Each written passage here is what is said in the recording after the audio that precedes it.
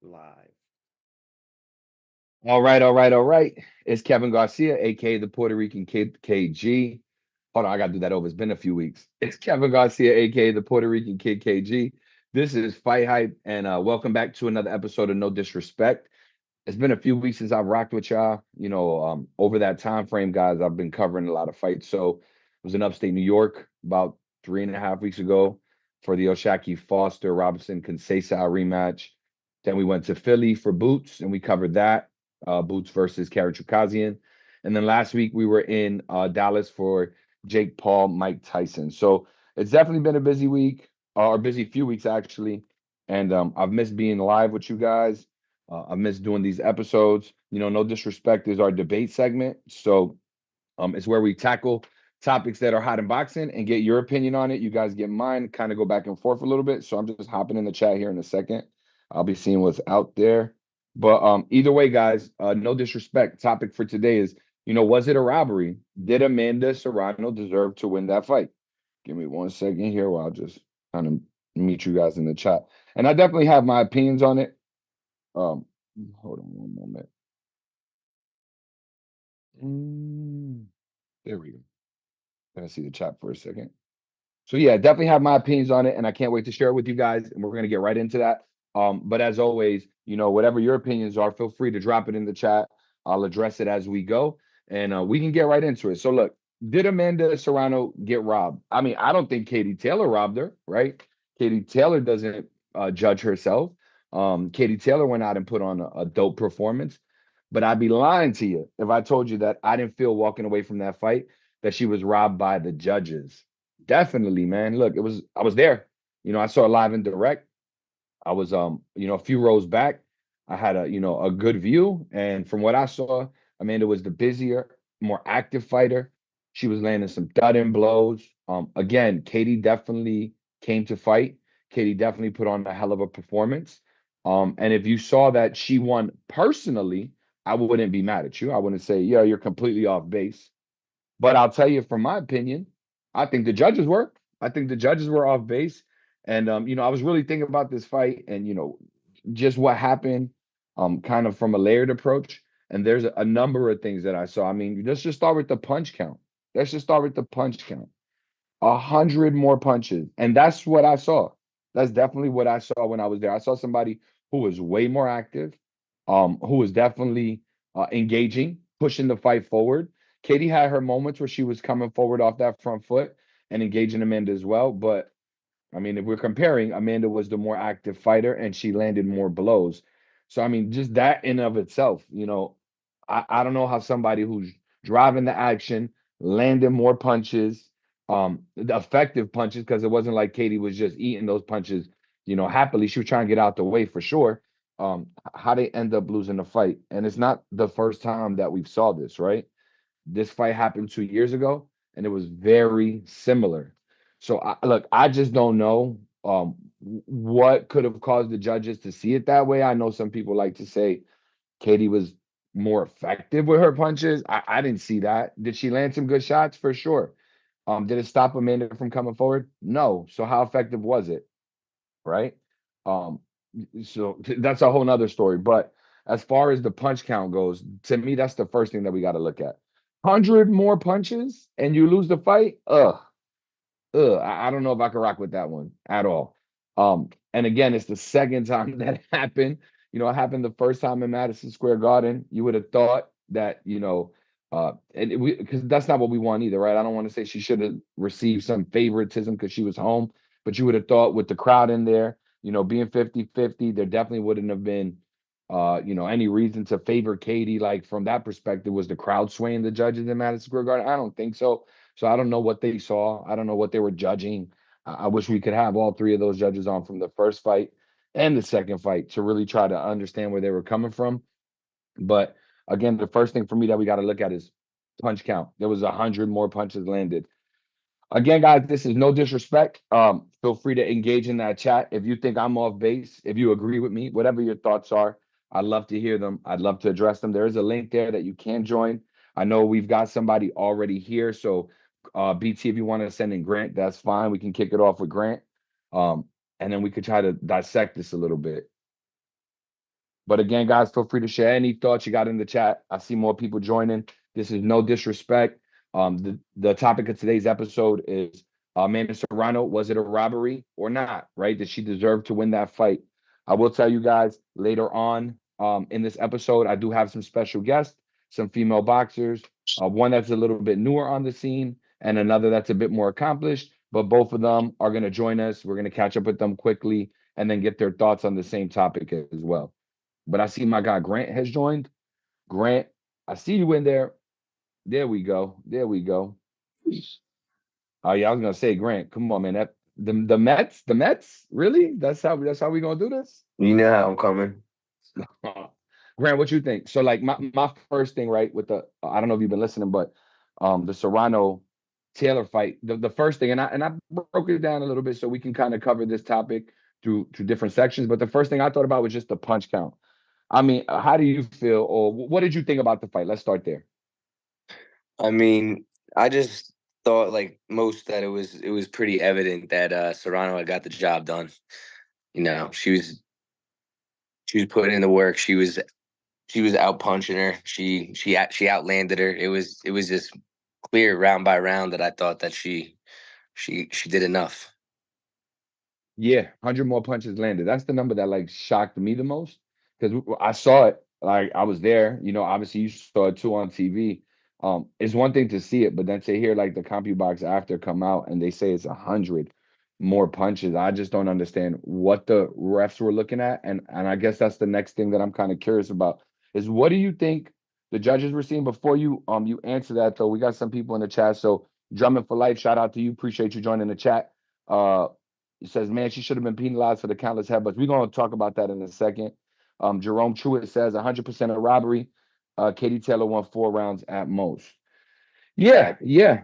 I don't agree with either, or excuse me, I don't disagree with either one of you guys. We're going to talk about those headbutts in a second. I have a thought process on that. Curious what Grant's thought process is about it. Again, there's a link in the chat. You can join live and let us know what you thought about it. Come talk to us. Always, excited to talk to you guys and hear what you think. That's the whole purpose, and no disrespect. And again, for everybody that's in the chat later on in the hour, we got 2 dope female boxers, Lyanna Cruz, up and coming out of Allentown, Pennsylvania, Philadelphia area. And then we got Lulu Horeton, Lulu Bang Bang Horeton, former 2-time champ from Australia.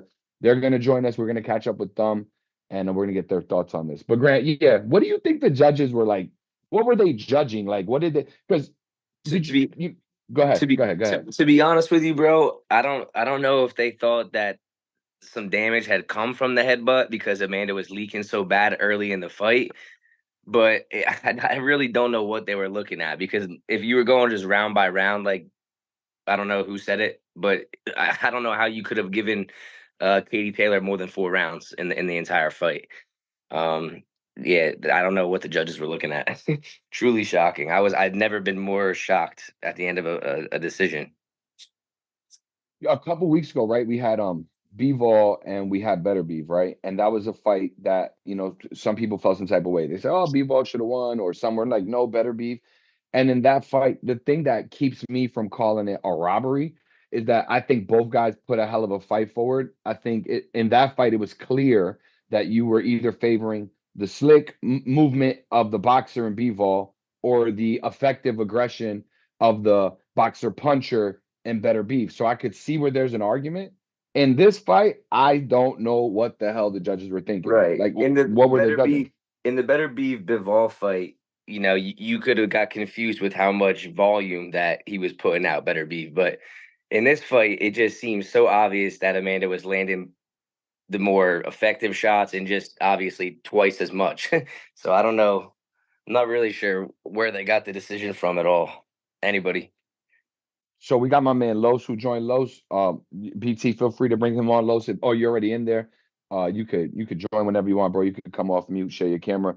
But we've got Brian plus Sarah that's in the chat saying Katie won. Yo, that's the whole reason we do this show, Brian. Brian Sarah. I don't know if that's your whole name or is you and your girl or your friend or something, but we'll just go with Brian. Brian, I don't know. Excuse me. The whole reason we do this show, this pod, no disrespect, is to disagree respectfully, right? Like you think some, I think some. There's a link in that chat.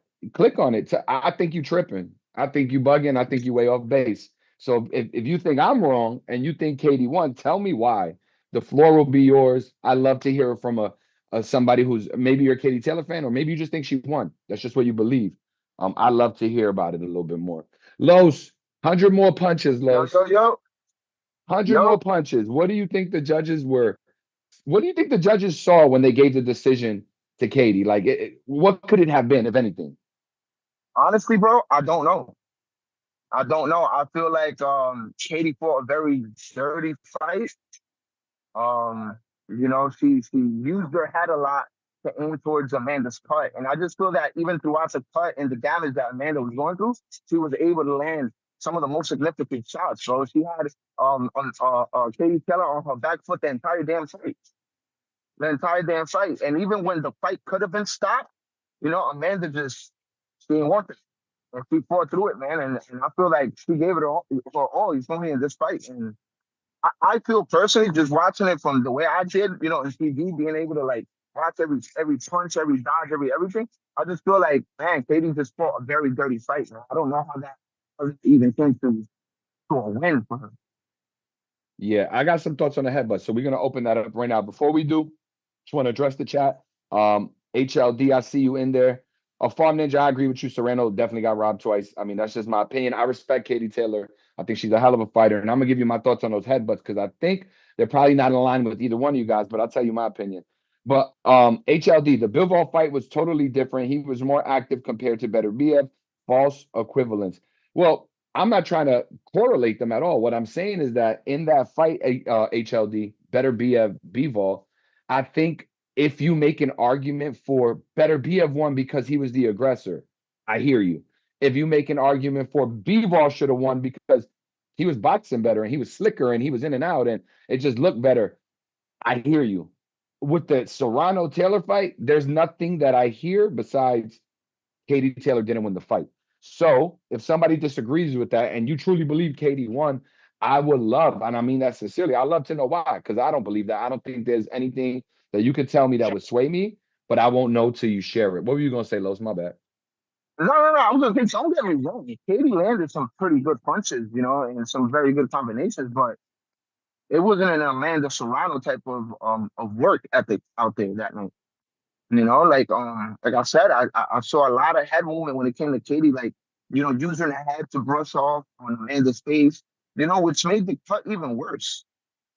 I really thought at a point, man, that fight was gonna get stopped. Man, that cut was nasty, man, nasty. Let me tell you what I think about the headbutts. Well, that the what headbutts, because I don't think Katie was trying to intentionally headbutt her. I think it happened. I'm pretty sure Amanda was fighting Southpaw, Katie was fighting Orthodox, so their heads were meeting at that point. But either way, I'm not mad at Katie for it. Like, if it's winning and it's effective, like, go right ahead. My problem is the referee. Like, Yeah. if Katie's doing something that's working for her and she's allowed to get away with it, right? Then it's not like I can't be mad at Katie, right? Like, rules are meant to be bent, sometimes to be broken. So if she's able to effectively come forward with her head and do it the whole fight and only lose 1 point, why should she stop doing it? And Amanda, I think, if anything, should have tried to make an adjustment to it if the referee wasn't going to help her. Amanda fought one way the whole fight, straight ahead, landing blows. And I think it was enough to win. Let's be very clear. I think what Amanda did won her the fight. But she could have fought a smarter fight, took that away a little bit more from Katie. And we need a better referee if they're ever going to fight again.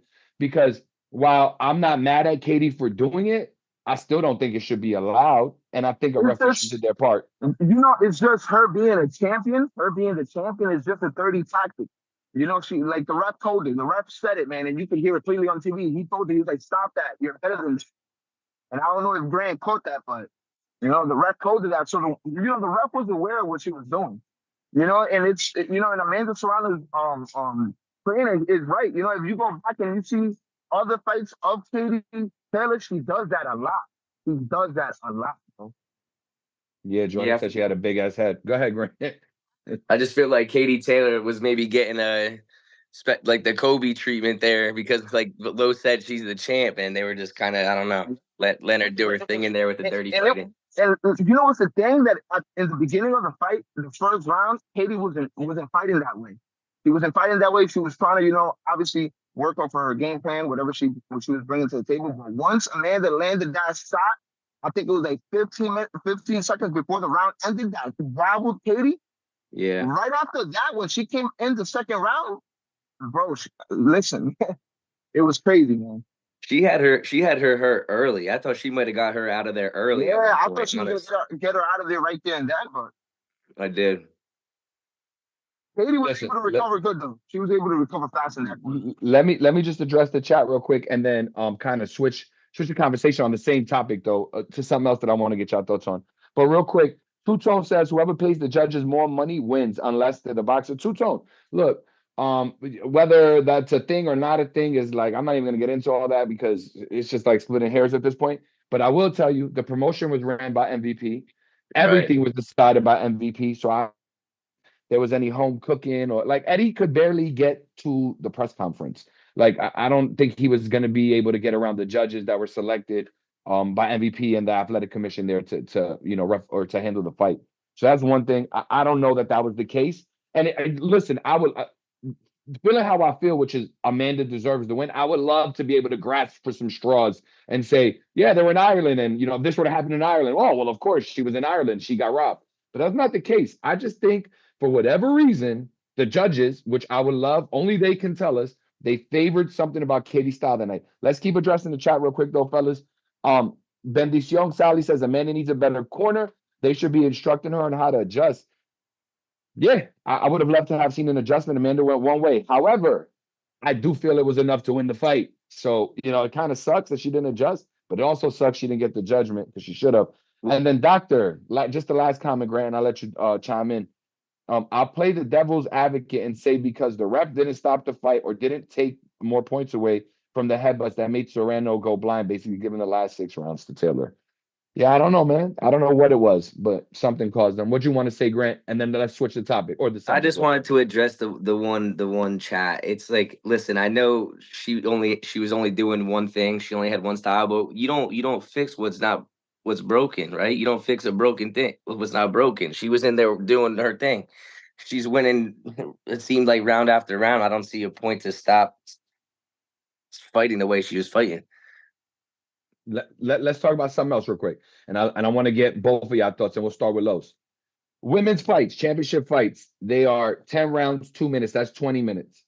A men's fight is 12 rounds, 3 minutes. That's 36 minutes. So there's a difference of 16 minutes in a championship fight between a woman and a men's fight, right? Yeah. 16 more minutes in the ring with Amanda Serrano. Do you think Katie Taylor would have made it? That's what I was going to say. I was going to say, I believe if there's a trilogy to this, I believe this deserves a Vegas venue with 3 minutes, 12 rounders. You know why, man? Those girls, they deserve it, bro. Honestly, we all know it. I mean, that was the fight of the night, bro, but that is most definitely fight of the year. Has to. Yeah, I think it's fight of the candidate for sure. So if you ask me, if I think that women deserve to do the 12 and 3 minutes, I believe they do, especially starting with Katie and Amanda. If y'all gonna run that trilogy, make it Vegas, make it with a rep that knows what he's doing. A Tony Weeks or I don't know, a Joe Cortez. You know what I mean? And make that 12 rounds, 3 minutes. Let those girls go to work. Yeah. They're animals. They're in there. Those girls are lions, bro. Lions. I agree. Those girls deserve it all. I mean, I saw some of the uneducated boxing fans because a lot of them were watching the show this weekend, saying stuff like, "Oh, the girls' fight was better than the Tyson Paul fight." Of course it was. These girls are world class. It's not even a comparison. And those girls, yeah, they deserve a Vegas venue and a headline in a premiere. Listen, with no disrespect to the legend Mike Tyson, but the real boxing fan, this was the fight we was waiting for. We wasn't waiting for Jake Paul and Mike Tyson. Like, that's entertainment. Thank you very much. But this was the fight we was waiting for, man. And they delivered. They 100%. deserve, like I said, they deserve that trilogy. They deserve the 12, 3 minutes, 12 rounder in Vegas. Yeah, no, if it even happens again, I would put my money on it's not happening in the United States only because Katie already did it in MSG. She came over to enemy territory twice, right? So it's probably going to be in Ireland. Plus, I think it'd be a huge fight there, which would be dope. But regardless, where it happens, I think it only should happen one way, which is 12 rounds, 3 minutes apiece. Because again, when you factor in that difference and you have one woman who's not only willing to do it, has proved she can do it effectively. We've seen Amanda have 12 round or 12 rounds, 3 minutes apiece before, and she did just fine. I think I saw a worse version of Amanda because of it. If anything, I think she was just as effective. Um, I don't know that Katie wants that. You know, Katie at the face off, she told Amanda when they were doing the promo, she said, well, my team was informed. I didn't really know.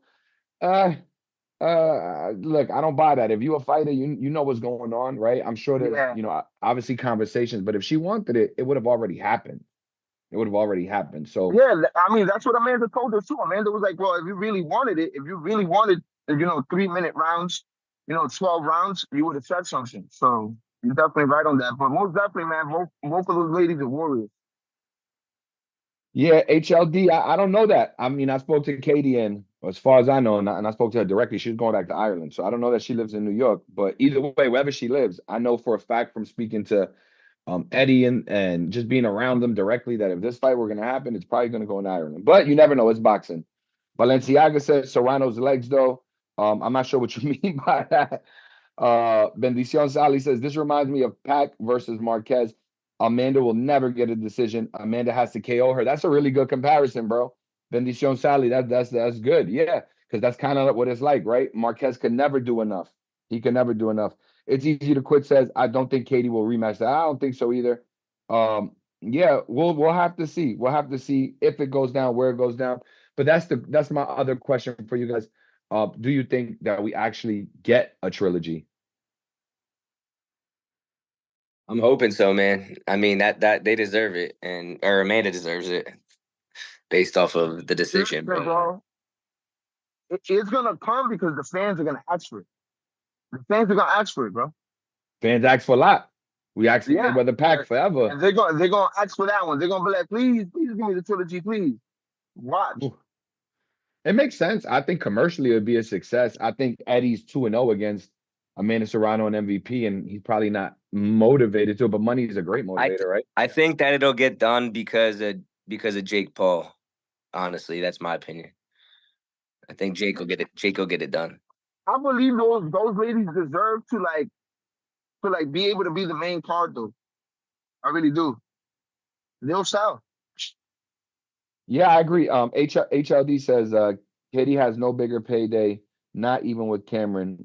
And yeah, you're right. I think the biggest payday is definitely Amanda Man, Serrano. But I mean, it all depends, bro. Some people don't move off money. We've seen it before in sports. We've seen athletes walk away from things mind-boggling. Y'all remember Ricky Williams? Was my guy. He left to smoke weed. People do weird stuff, man. It's like you just never know. Money might not always be the biggest motivating factor. It does make me nervous because I don't know. The Katie's 2-0. Maybe she doesn't want to. She doesn't want to risk it. She doesn't have to. Yeah, yeah, exactly. You up. But I think Yeah. it'll say a lot about Katie if we see the trilogy. I'm not saying that it takes away from her if we don't see it, but I think it only adds to her legacy. Win, lose, or draw if she fights Amanda Serrano a third time. I Because can the agree first with two that. fights, Yeah, they're just too close. They're just I too can close. agree with that statement. So we got Lyanna Cruz coming on in a few minutes. Before we do, I got one last question on this topic. Amanda says she is the Canelo of women's boxing. Do y'all buy that? So think about that. Canelo, I love to say this. There's very few fighters who got picks, right? There's very few fighters who got picks. I mean, we'd be hard pressed on one hand, it might not even be every finger, to think about what fighters can say, I want this guy, and they will get that guy. Mm. Not a lot of fighters in the game today. So Canelo's obviously the king of that. Canelo can get whoever he wants. He's a big draw, commercial success every time he goes to Vegas. Pay-per-view does well. Is Amanda Serrano on that level? She says that she's the Canelo of women's boxing. What do y'all think? Los, you want to take that one first? Nah, you Oh, can't. why y'all scary? Why y'all scary? Just think it's a hard comparison to draw between the men's and the women's game, but I mean, yeah, of course, Amanda can she gets to pick and choose. She's clearly the best because she's a top three fighter, but in the women's boxing. But yeah, I mean, I just think it's hard to make a direct comparison between the men's and the women's boxing game. Yeah, but she's not. She's saying she's the Canelo of women's boxing, right? Now, I'll throw Los Sabone here, right? I mean, is Clarissa not the GOAT still? Is Clarissa? Clarissa got a movie coming out next month. Clarissa, she's definitely accolades are crazy. She gets to pick and go up and down and say, I want this person, I want that person. Does Amanda's fight with Katie Taylor, her two back-to-back fights with her, and the amount of money that she's made, has it changed things? Is Amanda now in that position? Yeah, Or is it right still now, currently, I'd say she's like right there with Clarissa. So yeah, I'm gonna go ahead and give her that nod for sure. okay, Clarissa's watching. I hope you're standing on that. Look, Grant nervous now. Go ahead, Los. What you think? I ain't gonna lie though. As far as like women's Canelo, like the women's Canelo version, I'd give it to Clarissa, bro. I'm not gonna even lie. No offense to Amanda, she's a great champion. She a great bro. And listen, she put on a spectacle this past weekend. But yo, bro, all due respect, that crown gonna go to Clarissa because you know what I mean? You know what I you mean? see, you seen that, Grant? He just left you out there to dry. He just I've left seen you out there that. to I've dry. seen that. Yeah. Yo, Balenciaga got a good comment. Balenciaga says Serrano is better than Canelo. LOL. If anything, Taylor is the woman's Canelo. Both have robberies and look Irish. Damn, Balenciaga. You was cooking up. You was You ain't cooking that. up. Yeah, he did. Let's see. HLD says Clarissa is the trademark quote, but she's not even close to market value of Serrano. No, I agree. I agree. I think, look, it's the accolades and then commercial success. I'm not saying that's an exact formula. I'm not saying I can't vet that a little bit more before y'all have a heart attack. But I think those are huge factors in determining who's a face of boxing, or who's that person to lead their respective genders, Canelo and Amanda, or Canelo and Carissa, or Ama- whoever you want to put. Amanda But just she's got a lot of steam right now. Obviously she just fought this weekend. She's got the MVP behind her, and it's just she's up right now. So it's hard to say she's not like more like Canelo than anybody. nah, facts, facts. Let me touch base real quick. Lyanna, she should be joining here any second. Let's go. Hold on one second. But while y'all out there, please feel free to drop anything in the chat, and we'll address it as we go along here. Over top and okay, cool. Bet. Let me just see what's out there. If anything's in the chat that we missed. Lyanna Cruz is the best in the world. SF Digitals, that's what's up. Can't wait to introduce her to the fan base here. Talk to her a little bit about what she's got going on, and then get her thoughts on this whole Serrano thing. Lyanna's Puerto Rican too. I'm guessing I can tell which way she's gonna lean, but to hear it from her directly would be interesting for sure. Princess Lovera said Serrano won that hands down in all areas, every way you look at it, any angle. I agree. The real payday going to be that rematch. Third time's a charm. She's going to be prepared for that head coming in. Yeah, and if they do 3 minute 12 rounds, I think Katie's going to have a problem. Because imagine in 16 less minutes than what the men's fight, she outpaced her by 100 punches. If they were to fight a full 12 rounds, what kind of Katie Taylor we going to have coming out that ring? She going to take 200. There's going to be a 200 punch differential. I mean, it could be. That's crazy. Does she even make it that far? I don't know, but it'll be interesting. Vic Season Sports. Amanda the greatest, hands down. Casuals don't understand that Clarissa got 5 division world championship and only competed for world titles in 4 division. Don't be blinded by boxing politics.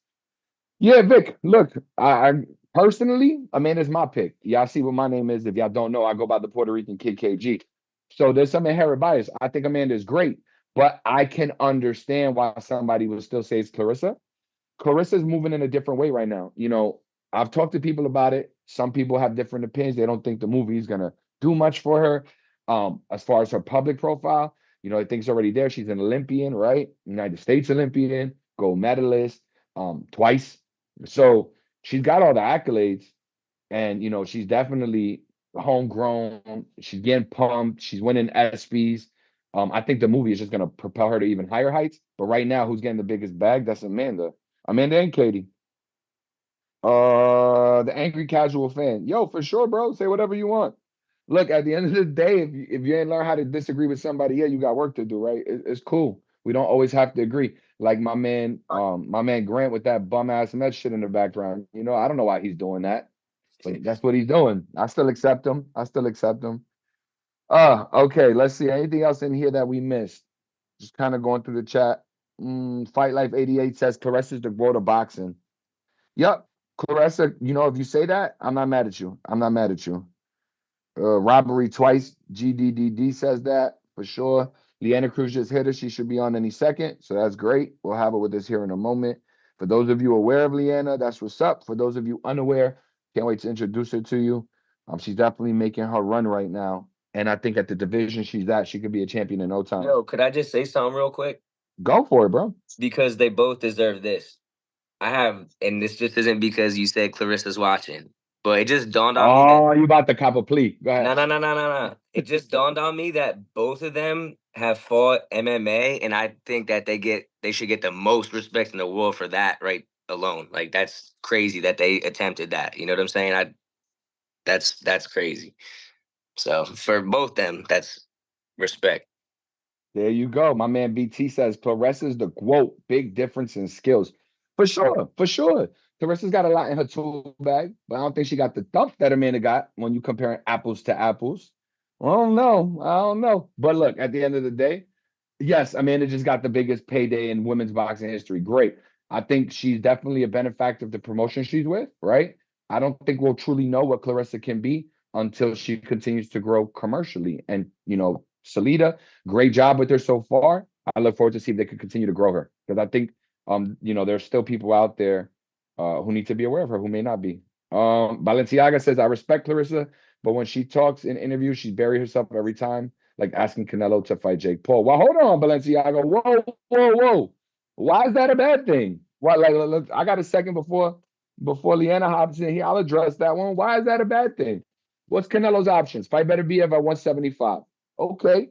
Well, he skipped over Benavidez, who's at that weight, right? So I don't know. I guess, yeah, become undisputed again.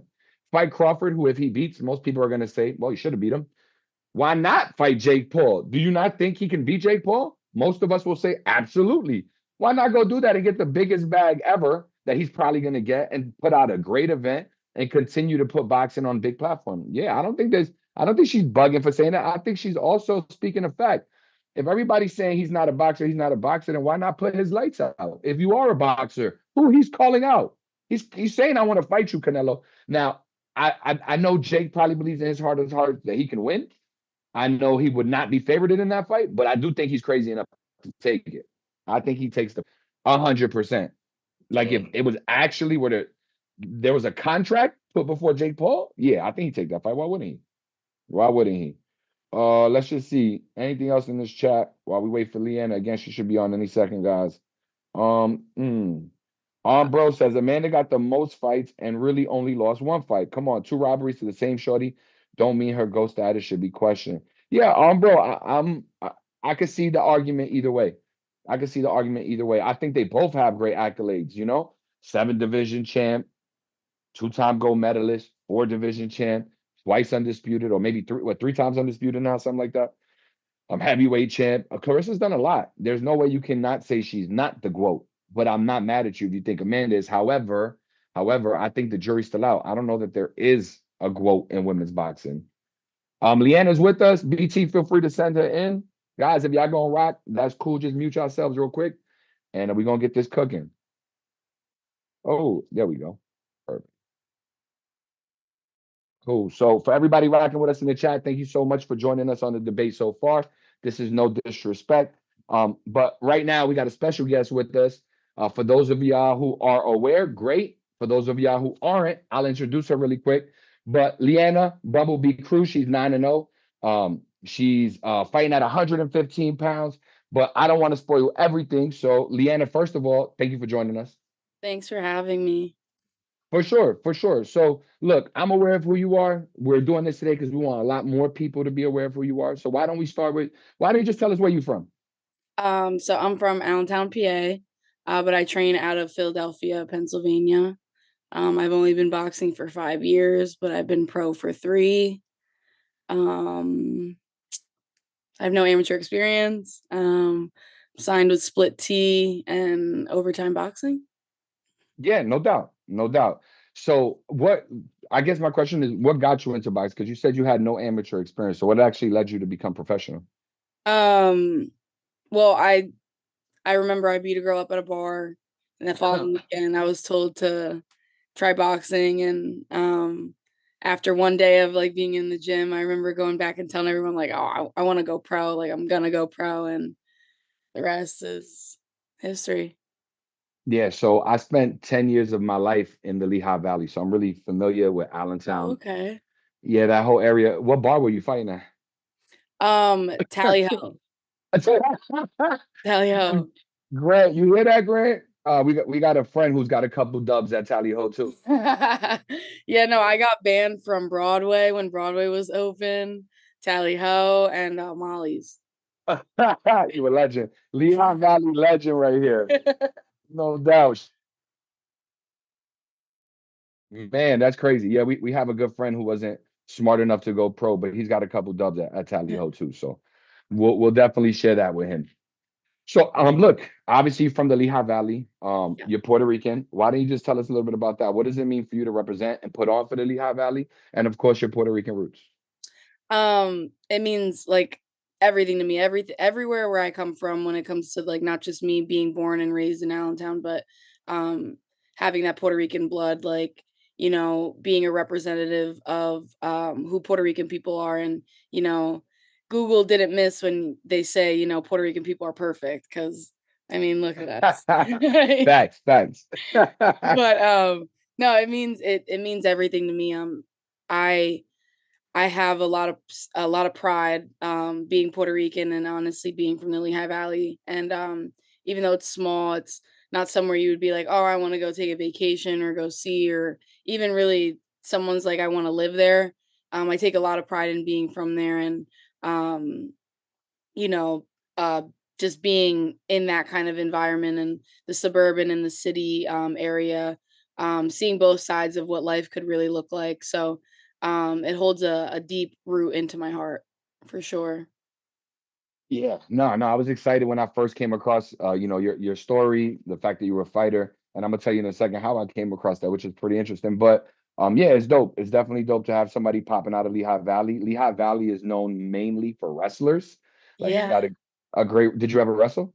No, but like Oh, I had okay. a strength and conditioning coach, and he had the whole like wrestling facility for like the Lehigh athletes. And I guess now they run like a whole program at like his gym. So I never knew how big wrestling was until I started going to Matrix. Yeah, it's huge in the Lehigh Valley. So, every time there's a boxer, I know Joe Adorno, he's from out there. Obviously, you putting it on. I think that's dope.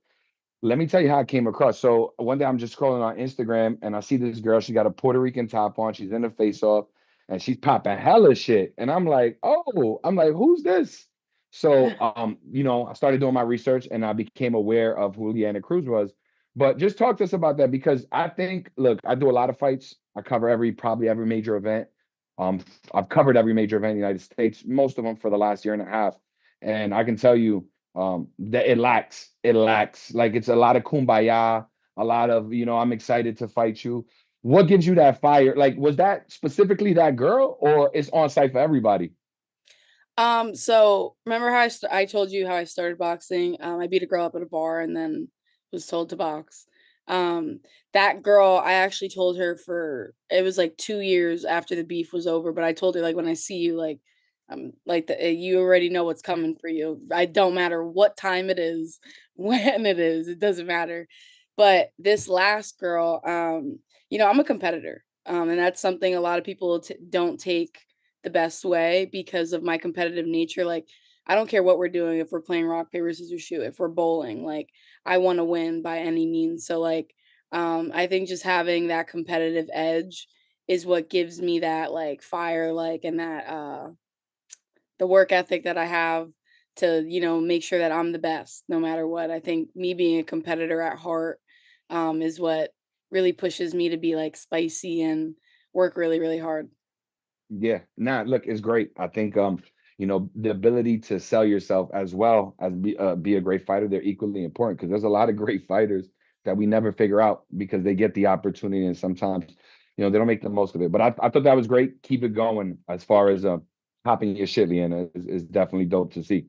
Thank you. So I know you're welcome. I know you've been in boxing for just a few years, but just wanted to pick your brain a little bit. Is there Yeah. anybody notable, boxing wise, trainer wise, that you've done work with that we would know about? As far as like sparring, or do you mean like Sparring, literally anything? training. Yeah, yeah, yeah.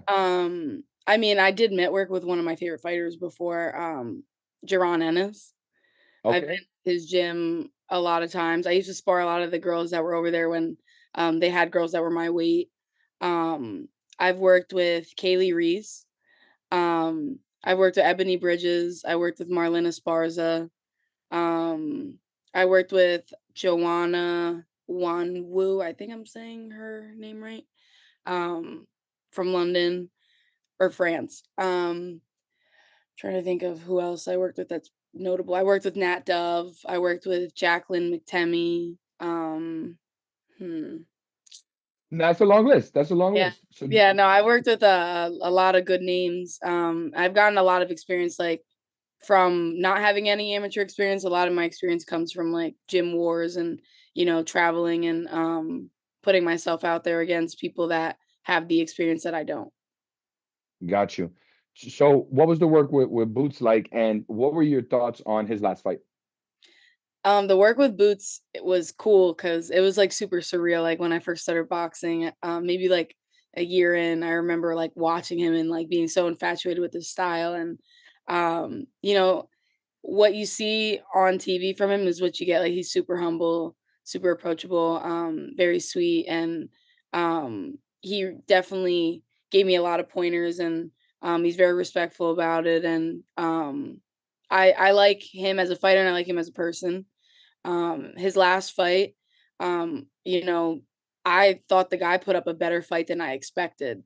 Um, and that's not taking anything away from Boots. I think it's just giving the other guy more credit, and people aren't even realizing like that kind of also showed like Boots can take a shot, like and still give one and remain calm because it's really easy, especially in the sport, to let your emotions get the best of you, especially when you do get hit with a good shot and you feel like you got to get it back like right away. I think it definitely showed how mature he's gotten. Um, but I think I really do think he's one of the best fighters in the world. He's for sure one of the most skilled fighters in the world. I just think that the guy that he was fighting, I don't even think he expected that type of performance from him either. Got you. Got you. And you said you worked with Ebony Bridges, right? Yeah.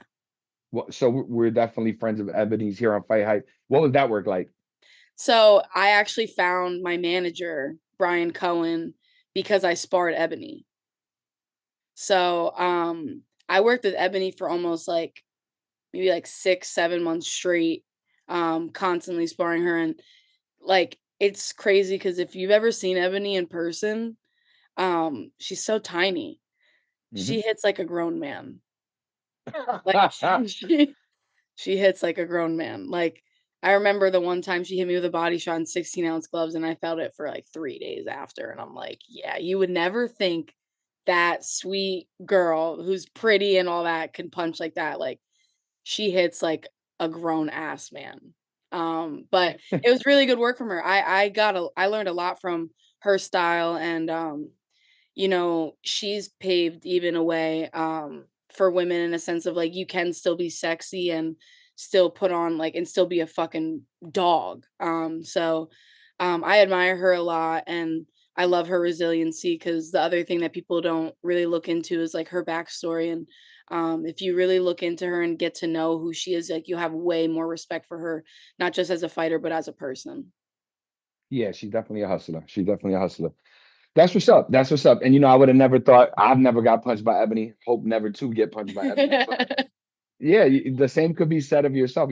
Unassuming, but definitely go in there and get it popping, right? Yeah. So Your last fight was in September. I was looking and seeing what you had coming up. It looks like something maybe tentatively scheduled for January, but can you confirm when we're going to see you again? January. January for sure. Yeah, I was gonna take a break until like March, but like I'm so addicted to this life that I was like, Coach, let's fucking fight. So I'm back in January. Let's get it. So, overtime, you know who you're working with. You've got some stable mates there that I'm just curious about your thoughts on. And I don't know how much you're aware or not aware, but Tiara Brown and Sky Nicholson, they kind of been lining up to fight. Just wanted to get your thoughts on that. I think Sky Nicholson is gonna do what she does best and run for her life in that ring. But I think Tiara has the skill and the power to make it a good fight and like you know the one thing that I don't like about the whole back and forth is that Sky's not giving Tiara any credit, and it's the things that she's saying about her really shows her privilege in the sense of like because everyone's road in this is so different. Like you can't compare two fighters and just because they have amateur experience or they came from the same gym they're going to have the same pro career. Just boxing's not like that. And you know Sky has a very decorated amateur career, and what she's done in the pros um, has only happened as quick as it did is because of her amateur career and because she has a huge team behind her. Tiara didn't come from any of that. So, and Tiara has to put in extra work, and people aren't even seeing that. And Sky's still running from that because she knows, like that kind of grit. She's never fought anyone with the grit that Tiara has, and I think that's going to be the separating point in that fight. Um, and I respect both of their hustles for sure, and I think they're both great fighters and they're both talented in their own ways. I just think Tiara's the better fighter. Nah, for sure. Shout out to T Baby. That's my girl. She's actually gonna talk soon. She was hitting me up earlier. So Oh, cool. yeah, yeah. Have you ever done work with Tiara? I know she's obviously a lot heavier than you in terms of weight class, but no No, work. 'cause she's in Florida, so, like, I it's, Yep. like, a little harder for me now, especially to get work that's around, like, my weight. Yeah, yeah. No, I got you. Cool. Switch. What essentially may end up being the biggest fight in women's history. And so we get a bigger fight. It went down. I don't got to ask you what you thought because we know where your loyalty lies. But what do you think about it? Just what are your thoughts about it? So it's crazy because I actually went and I watched it, like, full attention on it, today. I When I first watched it, the stream was so bad I didn't see a full round. Shout out Um to Netflix. Yeah, shout out Netflix, like, I was so mad because I was so hyped for that fight, but, I didn't really get a chance to watch it in depth, and I was only watching it in parts, and the parts that I did get to see, I thought Katie was winning, but then again, I didn't see the whole thing, and then when I was just watching it, it was really tight, and, um, I do think the headbutts could have, like, played a role into the outcome and, like, why Amanda wasn't letting her hands go even more like she normally does, um but I also feel like that's just a thing that happens with Southpaw and Orthodox constantly in that kind of foot battle. Um, and Katie's super on her toes and explosive and does that in and out kind of movement. So I don't think it was like a dirty tactic or anything like that. I don't think she meant to purposely do that. Um, I loved the fight though. I love that Amanda broke a record. There's a lot of blessings that have been coming her way, and she really deserves it because, like I was just saying about TR Brown, Amanda was another one that didn't have a strong team behind her and now is finally getting not only the recognition but the pay that she's deserved for a very long time. Um, and the best part about her story is that she was still willing to continue doing what she's been doing without the money. Hmm. So, you know, that just says a lot about her and the way she holds her head up in defeat and the way she holds her head up when she wins. It's very graceful and it's a beautiful thing to watch, whether she's successful or she's not in a fight. I just really enjoy what she's done for the sport and what she's been doing for the sport. So just watching it to me really feels like an honor. Nah, for sure. Now, I think I assumed, so maybe I shouldn't have done that. Who do you think won the fight? Because I'm confused. So like I said, I didn't watch it in full depth until today, and I thought Katie won. Ooh. I thought Katie won. Okay. I thought Okay. Katie won. But again, Yeah. it was another thing where if Katie didn't win, then I was gonna be okay with the draw. I think Amanda did better the first fight, and I think Yep. she should have won that fight over this last one. To me, it looked like she got a little more frustrated. And again, headbutts could have been a thing as to why she wasn't. You know what I'm saying? I don't want to say like she's gonna fight every fight the same because you're not. You're not even fighting the same person every time. So there's gonna be a lot of differences in every fight, but I thought Katie edged it off with her boxing. Because yeah, Amanda was pushing the fight and pressing the fight, but not a lot of the times was it effective aggression to me. Um so I want a third fight, but I just think Amanda won the first one. I think Katie won this one. I'm cool with a third fight, but I really, really want to see Chantel Cameron and Katie Taylor again. Nah, listen, I appreciate your candor. I appreciate you keeping it real because I, like me, they say don't assume, right? So I think I did that, and I probably get asked myself. I just assumed you was gonna say, yeah, Amanda won. Like all us crazy other Puerto Ricans, right? It's okay. But we don't all have to think the same way. Let me ask you this though. So, CompuBox says Amanda outlanded her by 100 punches. Just doing some simple math. Women's championship fights are 20 minutes long, 10 rounds, 2 minutes apiece. Men's championship fights are 36. Do you think Katie would have lasted if they would have fought those extra 16 minutes like Amanda was calling for? If they would have No, fought 12 3-minute rounds? absolutely not. Absolutely not. Absolutely not. Amanda has this style, and it's she's been able to do it in 2-minute rounds. It's just when you go with that kind of elite competition, taking someone out the way Amanda takes girls out is going to be a lot more difficult. Amanda wears her opponents down and breaks them down and then overwhelms them. And especially because she has time on her side, she's able to do so. Now, if it was 3-minute rounds, I don't think Katie Taylor was getting out of the eighth. Gotcha. Do you agree with 3-minute rounds for women's boxing? Or are you Yeah, cool with two? I actually called to have my next fight in January for 3 minutes because I don't have any stops. I've dropped I think three opponents, but I don't have any stops, and I think I have not. I think I know I have the same type of style of taking women out the way Amanda does of wearing them out. And my conditioning's crazy, so I think I'll have more stops if I have 3-minute rounds, and I'm even willing to take the 2-minute pay and do the 3-minute rounds just to prove a point and show like, women deserve this kind of platform, because we do have exciting fights and you will see more stops. Like a lot of people don't take into consideration that women give birth and give life and how much pain do they go through. So those one punch knockouts are really rare in women's boxing. And I think that's another reason why we don't see a lot of knockouts because it's 2-minute rounds. Like women give birth for hours. So Yeah. you know what I mean? Like you gotta, You gotta work a little bit harder. yeah, yeah. So Got you. Got you. Before you got on the chat, Leanna, I was in a spirited debate about who's the GOAT. There's a lot of talk about this, right? Amanda went online, always humble, but sometimes on Twitter, we all human. She likes to share what she really thinks. And she said she is the Canelo of women's boxing. Who do you think is the GOAT in women's boxing today? are you calling Canelo the GOAT? Well, women's boxing. So the GWOAT, which is a term, right? You put that W in there, popularized by Clarissa Shields, greatest women of all time, right? Greatest woman of all time. But who would you consider the GWOAT of women's boxing today? I can agree with her saying she's the Canelo of women's boxing. I don't think Canelo's the GOAT though. So do you Okay. understand why I'm trying to say it like that? Who do you think is the GOAT of men's boxing? So hard. I really think it's Terrence Crawford. Ooh, I really think it's Terrence Crawford. salute, salute. I'm a Bud fan. My fans, people that rock with me, they know that. So it's Yeah. it's hard for me to disagree with you. So then it just leads me into another segue. You think Terrence is the GOAT.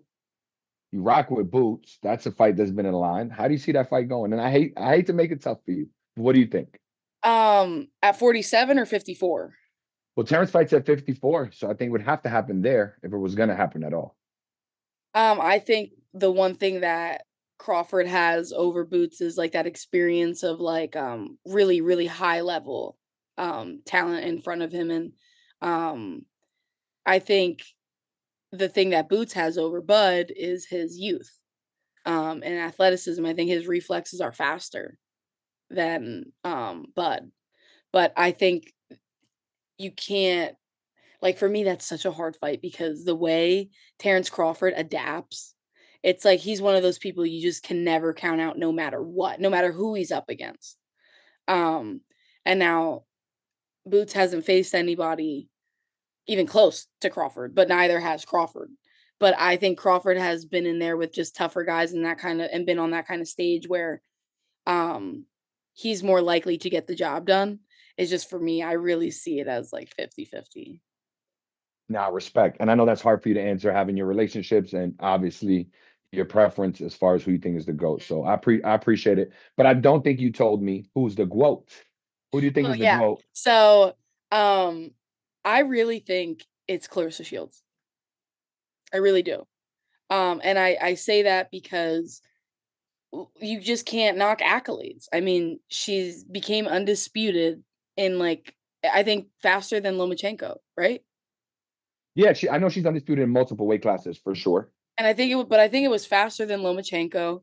And then her going, like, her fighting all the way from 154 to was it 205? Yeah, heavyweight. Mhm. That's unheard of, insane. Like, and then I think and her having a gold medal, like, I don't know, I just feel like her accolades just speak for itself. And um I think she gets frustrated that people don't give her her credit. Um, I do think Amanda Serrano is one of the greatest women of all time. I think she's, again, the Canelo of women's boxing, where she's making history and paving a way, and um, she's still one of the greatest. I just think Clarissa Shields, because of everything she's accomplished, um, it outweighs Amanda Serrano, because it's between them two no matter what, and I'd pick Clarissa Shields as the GOAT of women's boxing. Respect, respect. Now, before I get you out of here, I definitely want to address with you your future. So, look, your division, it's funny because in your weight class, right? I mean, I feel like you're pretty much right in line to get to where you need to be to a title shot. Very quickly. I mean, one of the champs at that weight class is Mizuki Hirata. She's from Japan. She's just 6-0, Mhm. right?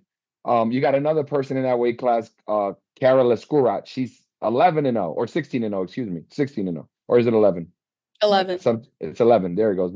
Sometimes it's chicken scratch. But there you go. So, I mean, if you had it your way, dream fight, path forward, what would it be for you to get to that title shot? And with who? So the first, I mean, I'm not gonna have more than 2 fights in 2025 without a title shot. So if there's this one, and God willing, I put on even better performance than anticipated, I'm sure that my team will put me in a world title shot after that. If not, I'll get one more and then a title shot. But 2025, there will be a strap around my waist. Um, and I would love to take first Clara Lescarat from Argentina. She cherry picks real bad, and um she skipped over me like 3 times when it comes to fighting people to defend her title. So I take that a little more like personal, where it's like you're not even going to give me a shot and you're just kind of holding on to that, and I'm working my ass off here for it. So I would love to take the title off her hands first, but I'm just being avoided, to be honest, when it comes to these champions and these kind of fights. But I also know that politics play a big role in this as well. So my team, they're making the best business moves for me. So what I really do is I just try to do my job and prepare for whoever they put in front of me. And if I had it my way in January, I'd be fighting for a world title. But I just got to keep doing what I'm doing and keep working hard to get me there. Yeah, let's get that strap back to Allentown to the Lehigh Valley for sure. We need that. Really quick, my guy Cornflake just told me because he's in my inbox saying, "Bro, this girl can fucking fight." So shout out to my guy Cornflake, Hi, my boy Thomas. Charles. Yeah, Thomas Lamana. So there you go. But I don't want to hold you up too much more. Anything you think we should know, be aware of, or just any message you want to send to the fans? That I want everyone to know my opponents. I have always picked opponents that are ranked above me. And again, if we lived in a perfect world and I can pick my next opponent, I'd be having a girl who's 13-1 for dinner on January 18th out in Philly. So just know that's who I'm cooking up next, and that's who I'm going for. And I don't want anything easy. I'm here for the challenge, and just be on the lookout because I'm definitely taking this whole boxing shit over. Let's go. Let's go. Keep putting on, Lyanna. It was definitely a pleasure talking to you, and we're gonna be in contact 100. I'll hit you in the DM, and we'll figure something out down the line. Okay, cool. Thank you, Lyanna. Thank you. Yes, sir. Have a good one. Bye.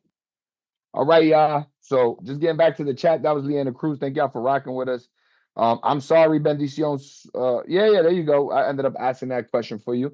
But we have our next guest here. We're gonna go ahead and start with her, and then when that's all over, we'll come back to the chat. So if you guys have questions or anything you want to share, feel free to do that. But in the meantime, we got Lulu Bang Bang Horeton with us all the way from Australia, where it is early as hell. So Lulu, we definitely want to thank you. We're just waiting to see you and get your mic there unmuted, and then we'll get this rocking and rolling. But Lulu is with us. For those of y'all unfamiliar, we're gonna get familiar. For those of you who know Lulu's track record, can't wait to go over with her what she has going on and get her thoughts on some of the same stuff. But we'll give her a second to join. While we do that, I'll just kind of look through his chat really quick because I see you there, Lulu, but we just can't. I know you're there. I just don't see you or hear you just yet. Shine said, "What's her name?" I don't know if you were talking about Lyanna Cruz. Lyanna Cruz. Okay, that was her name. Somebody put it in the chat. Okay, there you go. SF Digital. Soon come. There we go. We got Lulu. Yo, what up? What's up, Lulu? How you feeling? I'm feeling good. Feeling waking up. Just waking up over here. Yeah. Listen, first and foremost, again, for those unaware, Lulu is in Australia and we have a significant time difference, but she made the time to come on and I appreciate that. Thank you, Lulu. Yeah, thanks for having me. Yeah, so what's going on? we're gonna get cooking. So let's just introduce you the right way. Two-time champ, 12-2, 6 knockouts, a #1 ranked strawweight right now by the WBA. It's awesome to have you, Lulu. Let's start here. What time is it in Australia? Right now it's like 4:45. Well, yeah, 4:30. 4:30 in the morning. It's time to get up and do road work. Let's get it. Let's get Yeah. it. So big thank you for joining us, for sure. For sure. Of course. Look, you're coming off a victory in September, and a lot has happened in your weight class since that victory. Yes. Right? Senicia, she retired, she vacated her undisputed championship. So I just want to start there, coming off your victory and then Senicia's retirement. What are you thinking? What were your thoughts when you heard it? Look, when I heard that she's someone that I would have loved to have shared the ring with, with all her accomplishments and the way that she fights. But I think her retiring at this point in her life is her choice, and she's given a lot to boxing. She's given a lifetime to boxing already, and there's always life outside the ring and outside of boxing. So for her to finish at the top and choose to retire, as I have a lot of respect for what she's done for women's boxing, what she's done personally in boxing, and I think that she has a lot to enjoy outside of the ring. So when you give your life to boxing and you sacrifice so much and you give up doing so many things, living that uncivilized life to be the best, I think that she deserves to have that life outside the ring and enjoy things in a different way. And with all of her accomplishments, there's so many opportunities for her to draw on and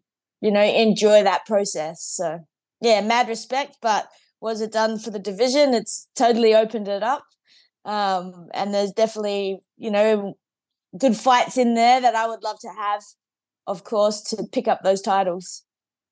Yeah, let's talk about it. Right now, you're number 1 ranked with the WBA for that 105-pound strap, that strawweight title. Number 2 is somebody who's already fought Senicia, unfortunately didn't get the W, and that's Joe Castavalle. So, I mean, that's where I would go first, but I'll let you tell us, moving forward, obviously, 2-time champ. I know you want another strap. What's the path for you? Yeah, look, there's definitely a couple of options there. Costa Valle is definitely a fight that I want.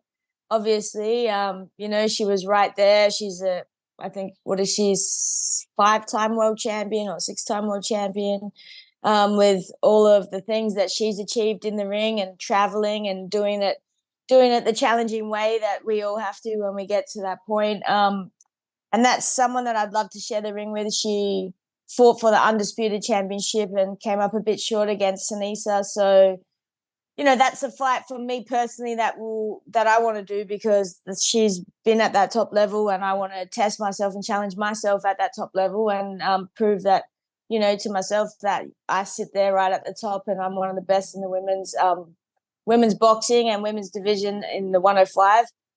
There is that fight there to pick up, the straps at 105 with the WBA, the IBF. So that's possibly fights that we'll have. That's a fight that we'll possibly have first, and then unify with Yoka, or we could jump straight in with Yoka. She's just won the WBC world title, so it all depends how it all plays out. I don't know what a doubleheader would look like, with maybe perhaps me fighting for the WBA or the IBF title, and then Yoka fighting on a card, and then us matching off after that. So that could be a really good way to do it. Yeah, that'd be If dope. Golden Boy are listening, maybe they could put that card on as, a double header, and then the winners, fight off for each other for the unification. Yeah, no, that would be dope for sure. When Yeah. could we expect it is the question. When are we gonna see Lulu bang bang hot and back in the ring? That's the question. Look, I'm looking to get back in the ring early next year. That's when it's going to be. There's a few things here to do, and I think just to make that fight and to be able to promote whatever fight is next in the right way, rather than just rushing in and, getting the job done. Like, let's do the job properly, where it's promoted, people know about the fight, fans can get behind the fight, and we can build up that fight to where it belongs on those levels, as we've just seen over the weekend. Just gone with Katie Taylor and Amanda Serrano. Like, there's so much that women deserve to be on that platform and, be in front of that many eyes. So, but that comes down to being able to promote the fight correctly. Absolutely, absolutely. And you took the thoughts out of my head. So I definitely wanted to switch gears with you. Yeah, we just saw that fight last weekend. Lulu, tell me what you think about it. We'll start there. What did you think about the fight? The fight, it was amazing. It's like that Gaddy Ward fight, isn't it? Like two warriors, like throwing everything, leaving everything in the ring. They're both very skilled, very, very technical, and accomplished boxers at the highest level of boxing. So what everybody witnessed around the world is great boxing. It was a fight, and it should be remembered like a Gaddy Ward fight, because now they've had two that have been very similar. So an epic fight. There were things that happened in that fight, obviously, for Amanda to overcome, being cut, the way that she was cut, and those adversities that happened in the ring, and the way she just kept coming. She just had all that heart to continue to fight. And that's what true fighters do. They will fight through those things. And, the fact that she could get through and still see what was going on in the fight and still be able to fight with such a big cut on her eye is just amazing. So, true warrior style, both of them. Yeah, definitely. What did you think about the decision? Were you in agreement with it? Do you disagree with it? Yeah, I was not in agreement with it. I think that there were, times when the ref could have created more space for the girls to fight, so that that cut wasn't having to get as open. We all understand that, boxing, when you're boxing on the inside like that, there's going to be, those moments where your head clashes, and sitting on the shoulder with your head is generally what you do. So when it's a southpaw and an orthodox, it just happened to be that same side. But I do feel the ref could have saved that and done his work a little better by creating the space, because some fights you get in and refs won't let you sit on the inside, so they do have the way to sway how things go inside the ring.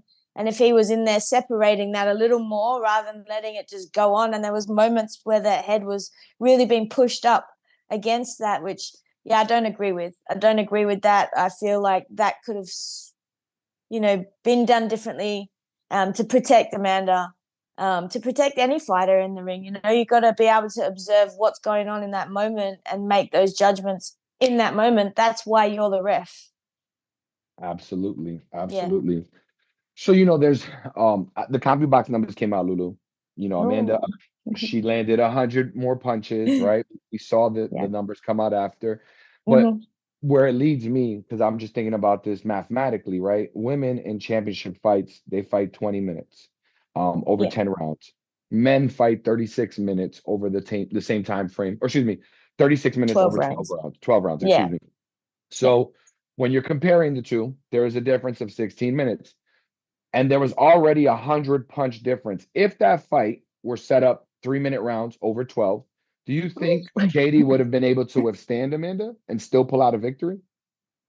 Look, I don't. I think that Amanda should have won. Period. Anyway, like I think that she should have been the victorious one on the evening. I think she did enough to deserve that win. Um, yeah, the numbers were crazy, and it would have been interesting to see how that would have gone over 3 minutes. I definitely feel like there were moments in that Katie was finding it hard to stick in there. Um, but she did, and they're both that because they both have a lot of heart, so they can. Like there were moments where Katie was wobbled, and stunned with some of those punches that was landing. So if it goes over 3 minutes, yeah, it changes the whole dynamic of the fight. But it also may change the amount of punches thrown and the way that fight would have happened. Would have there been more time and more distance between the fight to see things happen out of range and in range?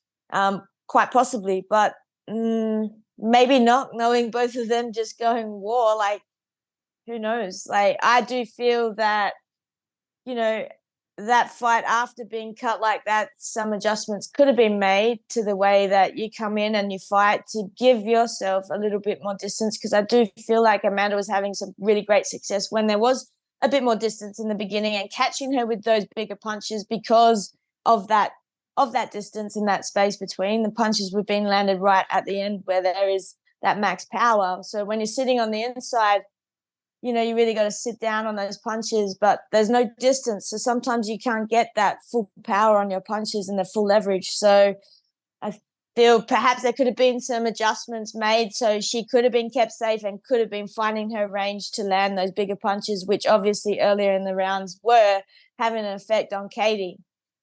Katie likes to throw those flurries.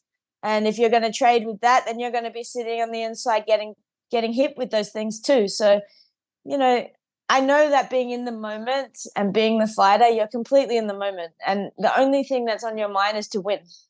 So if it feels like you're landing and you're getting those shots off, sometimes it's hard to be the person to make those adjustments on the inside, even though it's up to us to do it. But, we do need those guidances from our corner to be able to go, okay, let me see what I'm not seeing because I'm real in it right now. So give me something.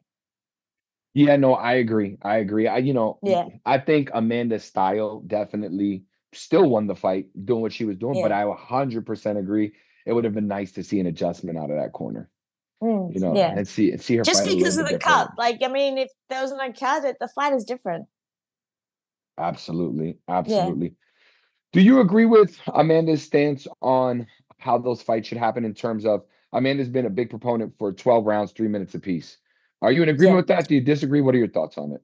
Um, like it is what it is. Do you know what I mean? Like I don't feel like I'll fight for this or fight for that. Whatever it's gotta be, the fighter will get in and do what needs to be done, right? That's how we are. So if it's 2 minutes, it's 2 minutes. If it's three, it's three. Everybody adjusts.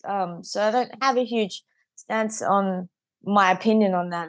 It is what it is, and that's what we go by. So, like to me, it's been that way for so long. What difference does it make? Changes the course of the fight. But if you're going to stand there and trade like that, do you really need to take all that damage if that's the way you're going to fight as well? Like, there's life outside of boxing that I continue to say. And, this is a sport where our bodies go through so much. Like, it's not just in the ring on the evening. And, that's all the fans see. But it's all the weeks leading up to that and being in the ring and preparing. Like, you think about Muhammad Ali, like, do you know what I mean? Like, does somebody really need to do that? If that's in place to keep us safe, then that's what it is. And we're out there trying to perform for the fans. Like, whatever Yeah. it needs to be. You know, everyone will adjust if you have to adjust, because that's what it is. So yeah, I don't have a huge opinion on whether it should be twos or threes. It is what it is. Gotcha. Gotcha. Let me ask you about this just to wrap up this topic with Serrano and Taylor. You know, afterwards, and you normally in public on the microphone, press conference, interview, Amanda's very reserved. So is Katie. They're Yeah. not, they don't talk a whole lot or share too much Mhm. personal opinions. However, on Twitter, Amanda seems to speak a little bit more. And on Twitter, she said she was the Canelo of women's boxing. So to me, it just begs the question for you as a women's fighter. Mhm. What do you think? Who is the GOAT of women's boxing if you had to pick The one, and quote. why? The You GOAT. know, yeah, the quote. I believe. A fancy American term, Lulu. Yeah, no, I know it. Love it.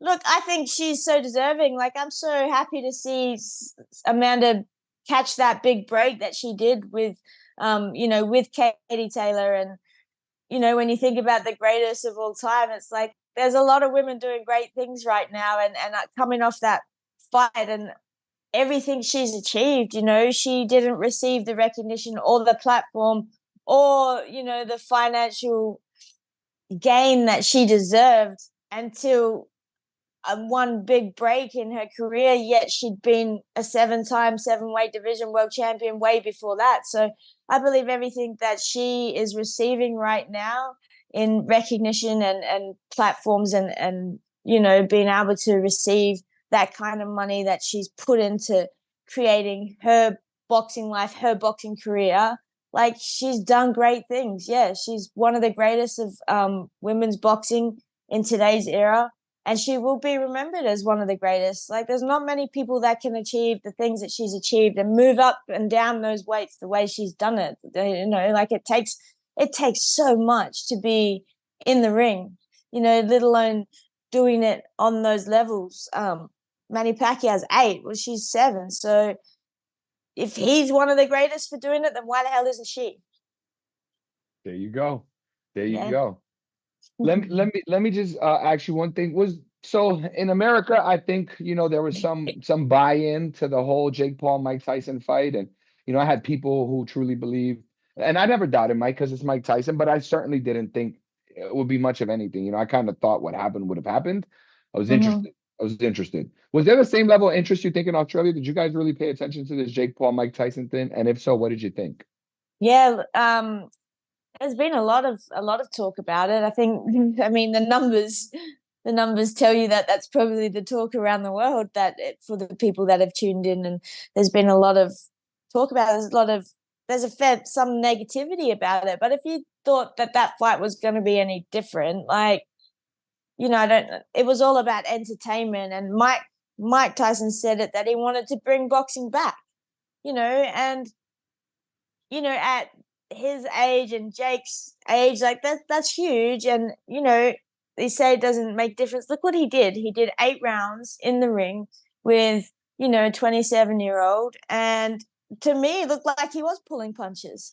And he's still got the power. And you look at his training clips. His legs were under him, and he was. I think that there's a lot of respect, I think, from Mike in the ring, and having to get the job done in whatever way it was set out to be. But the idea of him jumping in the ring with Jake Paul, I think it was more about bringing the eyes back to boxing for the general fans, because he said, UFC, there's UFC, bare knuckle, there's this, there's that. Like, how do we bring back the eyes to boxing? And him and Jake Paul they did it together. You know, what people don't understand is this is also how do we capture and how do we captivate the biggest audience so we can get eyes back on the sport, so the sport can grow in whatever way that has to, because things evolve over time. It's not like it used to be back when Sugar Ray Leonard and Roberto Duran were all fighting and the promotions had to promote in a different way. It's different now. So I think that they've capitalized on that, and what a treat it was for the world to tune in and watch such an amazing fight card for everybody to see, and have the women on that card as well to be seen by that many people around the world, that women's boxing, women's sport is growing. Like, I just think it was a great thing for boxing because of how many eyes tuned in. it's history, and if they can continue to do that so we can grow our sport again, why not? For sure. I For do sure. feel like there was some negativity because people don't understand. They'll just have an opinion on the fight. They don't play the game of boxing. They're not involved in all of the intricacies that go on in boxing behind the scenes, and nobody really knows that. But if we're in it, we know it, and it's not easy. So to bring that many eyes is a phenomenal thing to achieve. Yeah, I thought it was a great event for sure, and there was definitely some great fights. I mean, spectacular fight of the year candidate might be Amanda and Katie, right? And it came off that Yeah, card. So absolutely. I just think it's so great that they were on it. But if you think about how they created that card as well, it was strategic. It was smart. They had an Australian, they had an Italian, they had a Canadian, they had an Indian. They had people from all around the world, so they would hit those numbers to stream. Yes, it was about obviously Mike Tyson and Jake Paul pulled a lot of it, and then Katie Taylor and Amanda Serrano, they pulled those eyes. But placing people from different places around the world, just smart, if you ask me. yeah, I thought it was dope. I thought it was dope. Let's talk Yeah. about somebody from Australia. So your countryman, who unfortunately for me beat my countryman, Liam Paro, who beat Subriel. He heads back to Puerto Rico. He's coming back. Yes. Because Yeah. that's how we I think all countries are like that, right? If somebody comes in and beats one of yours, it's like you become a fan of theirs. So, Liam definitely has a fan base in Puerto Rico, and I think it's Yeah. dope. He'll be there in 2 weeks to fight Richardson Hitchens. What are your thoughts on that fight?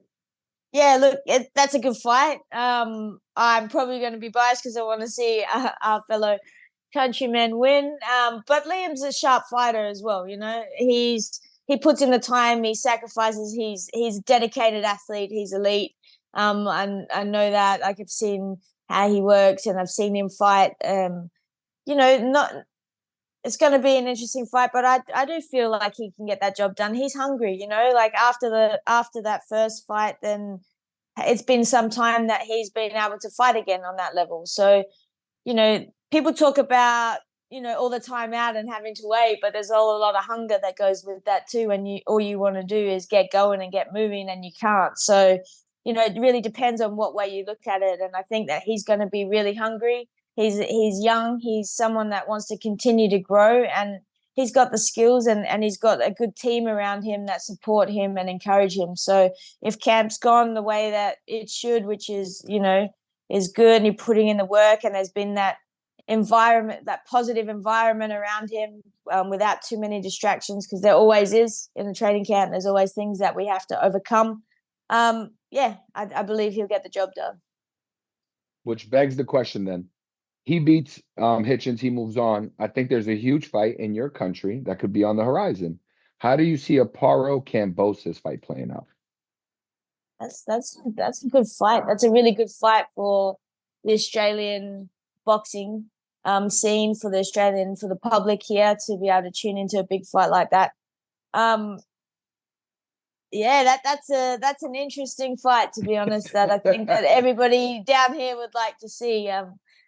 I still feel like he's very hungry, like I say, when you're a hungry fighter like that and you've got big goals and dreams, there's really not a lot that can stop you. And yeah, you've got to come up against whoever's in front of you to get it done. But when there's that deep desire inside you pull out what you need to. I mean, look at Amanda on the weekend.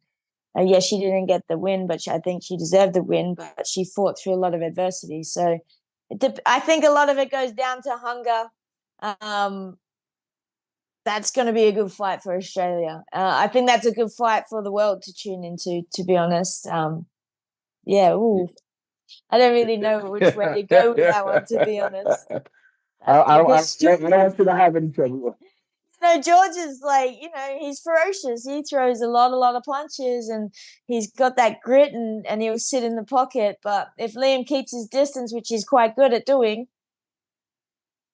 I think that he'll get on top. For sure, for sure. Well, listen, Lulu, before we go ahead and wrap this podcast up, what do you want to tell the fans? What should they know? Any message you just want to send?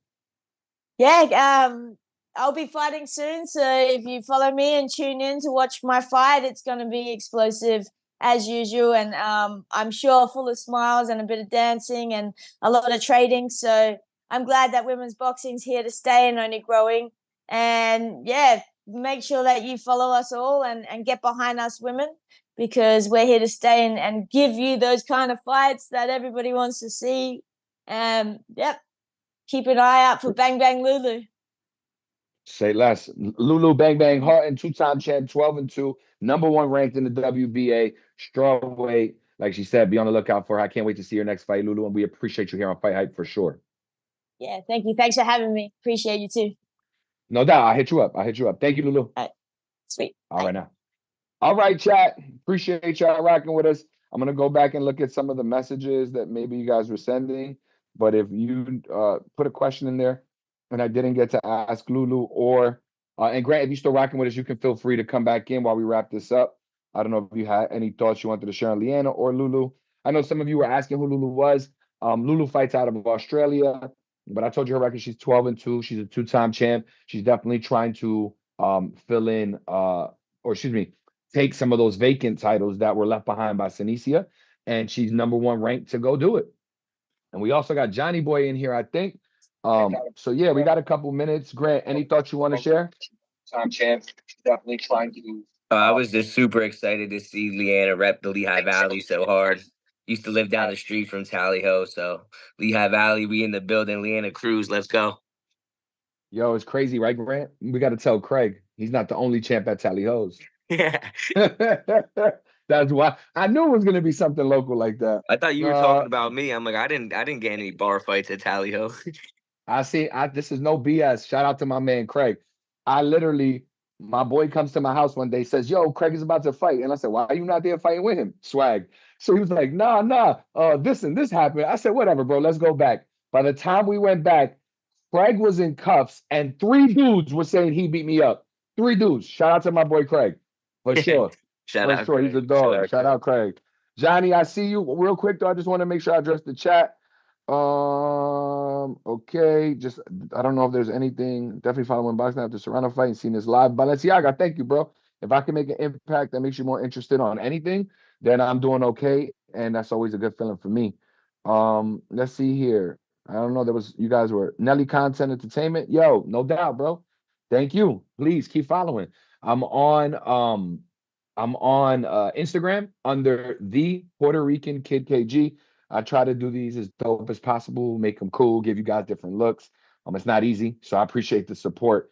Definitely keep following the Puerto Rican Kid KG. Shout out to the super chat, Clifton Dennis. Yo, look, I appreciate it, bro. A penny is appreciated. So to get a $5 super chat, thank you so much. But I definitely was not going to read that out loud to these women while they were here. You try to put me in a corner. But Clifton Dennis says, all these gorgeous female boxers, if they fight as good as they look, we in for a treat. There you go, period. But no doubt. He ain't wrong. There you go. You said it. Balenciaga. Balenciaga, you funny. They fight in 2 different weight classes. So Lulu fights at 102 pounds minimum weight. She's going up to 105. And Lyanna fights at 115. So it wouldn't have been an exact good setup to try to line them up like that. But I appreciate your spirit and where you're coming from on that. So here we go. I'll let you respond to this. Johnny Boy said, Amanda landed 125 of 216 punches in 2 minutes. Round 9 and 10, Serrano landed 324 punches. I think you might have mistyped some. She didn't land 324 in 2 rounds. There's no way. She landed 324 the whole fight. And in the last 12 2 rounds. In 12 rounds. Yeah. 10. Yeah, those last 2 though, I think she landed like a 33% of them in the last 2. Some like 100 plus punches. I think that's the $125 number. But go ahead, Johnny. What you want to share? What you think? I feel that Amanda, obviously, that she won the fight, being that she threw over 100 punches. And Katie's a hell of a fighter. I like Katie Taylor as well. But I was at the fight in attendance, the first fight at Madison Square Garden, and I felt that Amanda won that fight as well, the first one. So I think they definitely need a trilogy to settle the score. And I just don't know what those judges were watching. Yeah, I agree. We talked about it earlier, Johnny. I was saying like I don't, like Bivol better BF. That was my comparison in the sense that, and by the way, it's snowing in Cleveland. I don't know if it's snowing where y'all at or anybody in the chat, But if it's not good for you, because it's starting to snow in Cleveland, the weather has broke. Anyway, getting back on topic, better BF B-ball. Like I could respect somebody who said better BF won because of his aggression, or somebody who says B-ball won because of his boxing. At the end of the day, uh, I don't see what the where the argument would come. I saw somebody who was busier, who was driving the action. Sure, she was getting hit and she could have made adjustments, but I don't think it was enough that she got hit or an adjustment that she had to make that was so dire because she was losing doing what she was doing. So I don't know what they saw either. I don't get it. I don't get it. So it's interesting. Do you think there'll be a trilogy, Johnny? Yeah, absolutely. 'Cause the money's gonna talk. And I know the numbers is like had 50 million views, the most of ever any female sporting event, boxing event. So I definitely think there'll be a trilogy. And Eddie Hearn likes that money. There you go. There you go. So something else we talked about earlier, Johnny, which I'm gonna respond to somebody in the chat on Princess Lovera. I hope you're still here. But Princess Lovera said, last time I checked, you don't box with your head, nor do you go in for cheek rubs face to face. Well, Princess, the head is part of the body. You can use your head in boxing. You cannot headbutt, but you can certainly use your heads to create space. Now, rushing in with your head, look, this is what I say, right? And I don't want to get all political, but some people get mad at our president-elect because they say he skirted the tax system. I say, who made those laws, right? And that's what you got to look at. Like, things are in place. So the referee is there. If he's allowing a law to be made in that ring where Katie can use the referee's fault, and I think he should have interjected. I don't think that should have been a thing.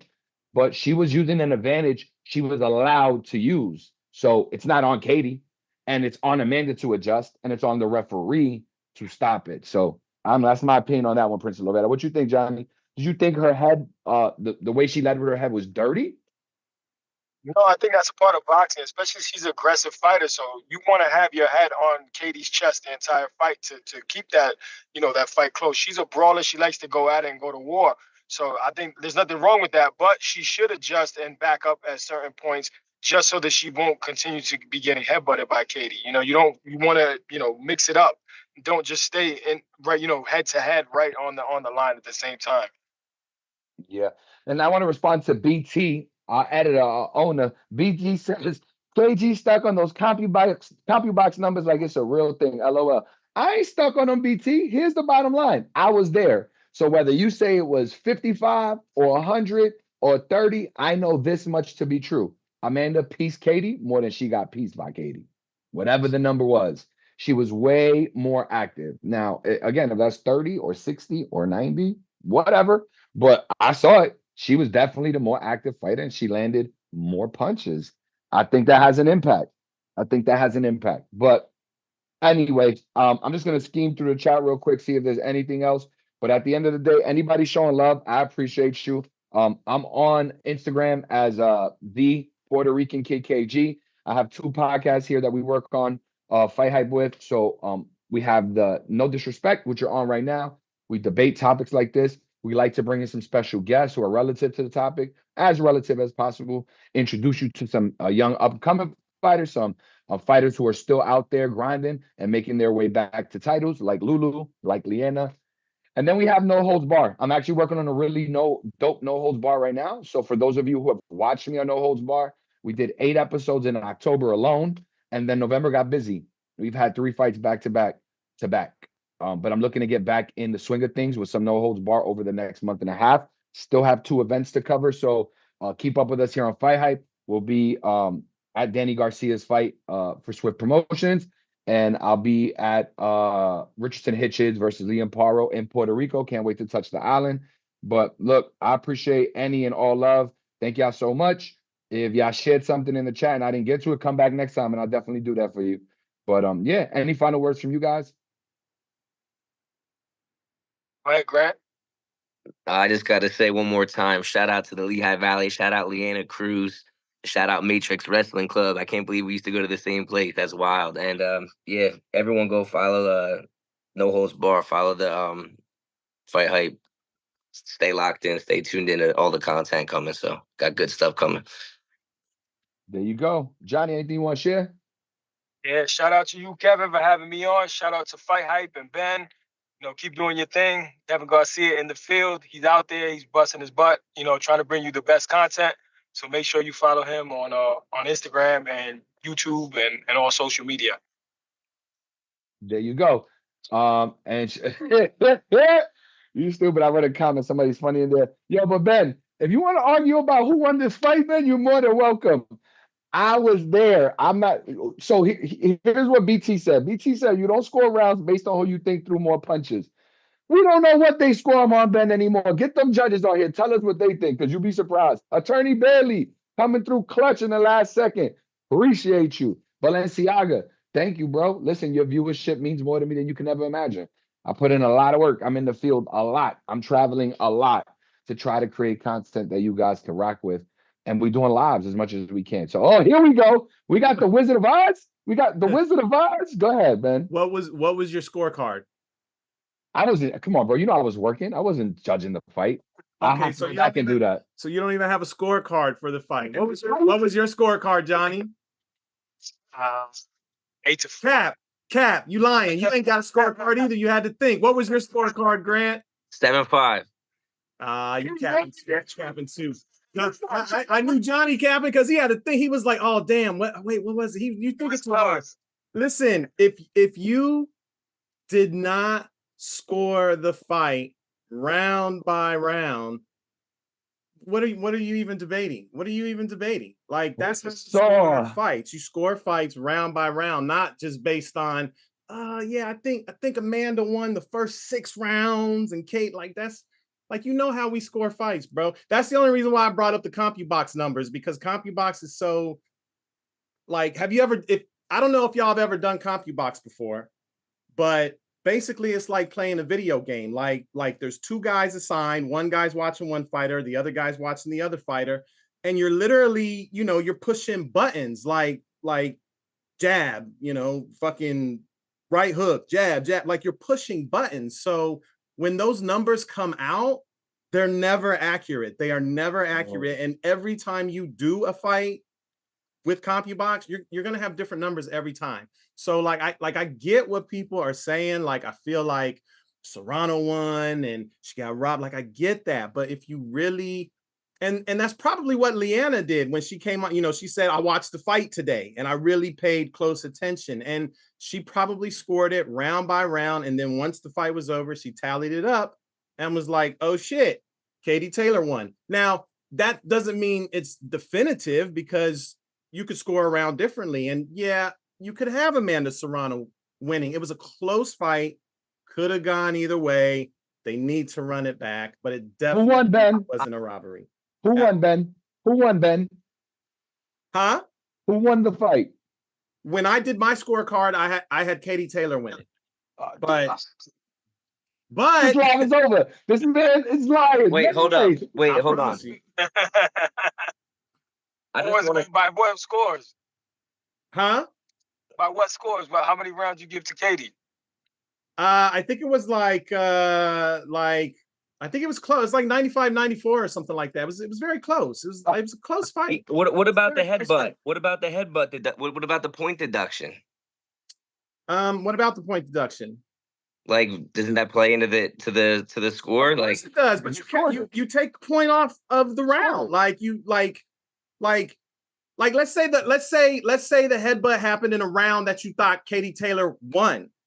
Well, that's a 9-9 round. That's not an automatic, oh shit, like Katie Taylor headbutted her, so I gotta give the round to Amanda Serrano. That's not how that works. That's why I'm saying you gotta score a fight round by round. It, like, if you really want to know who won. And again, that doesn't necessarily mean that I'm right, because you might have scored a round differently than me.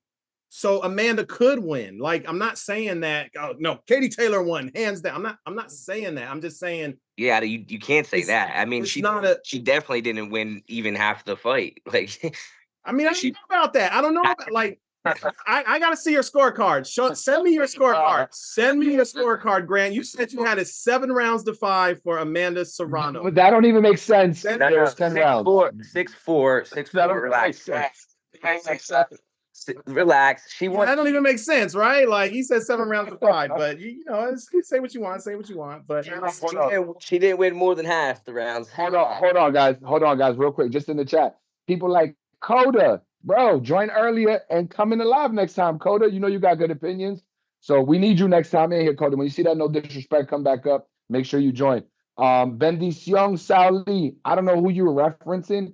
If you were speaking about me, no, I didn't have a score. I was working the fight. I was definitely not keeping a scorecard. So that's my fault. I'll go back and I'll do that. Matter of fact, I'll watch it tonight and I will score it tonight. And I'll share that on my Instagram. So if you follow me, the Puerto Rican Kid KG, it'll be in my story. But look, I saw it with my eyes. I saw it with my eyes. I saw what happened. I'm Amanda going to won. That's rewatch what it I right saw. now. I'm going to rewatch it right now. I need scorecards. I need y'all to send me all your 6-4, 6-4 then.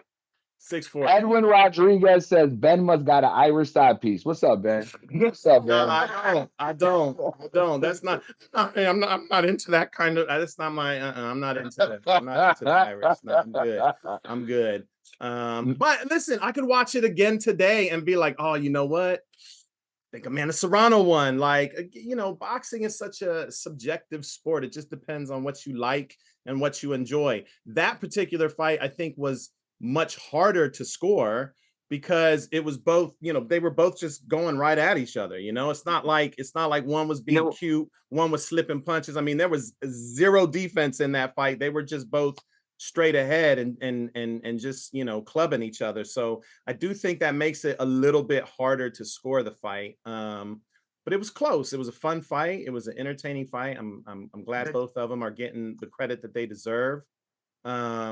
But Clarissa Shields is still the GOAT. I'm sorry, Kev. No, stop. I'm sorry.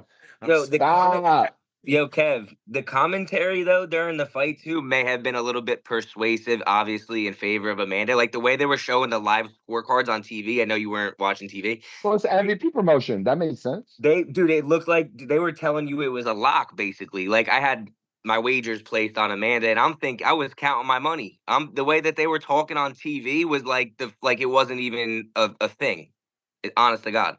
But that makes it even crazier that Amanda lost because it was an MVP promotion. Right. No, I agree. I'm just saying they just maybe confused me. That's all I'm saying. Like no, it was I don't think they confused. It was a close fight. Could have gone either way. It just depends on what you like. Some people prefer fighters that come forward. Some people prefer slick boxers. But like I said, this one is a little more difficult just because they were both coming straight ahead and there was zero defense whatsoever. When I see the comment from Towers, Kevin. That's here. Grant, real quick before we end this live, don't you ever come on one of my fucking lives with no Mets bullshit ever in your life again, bro. Throw that shit out. Come on with your Giants gear, you good. But that Mets shit, we just kicking them out next time. Get them out of here. You want this one? Yeah, that's good. But take the hat off and sit that way next time. Yeah, there we go. There we go. There we go. Now, I just want to, again, tell everybody thank you in the chat. I appreciate y'all rocking.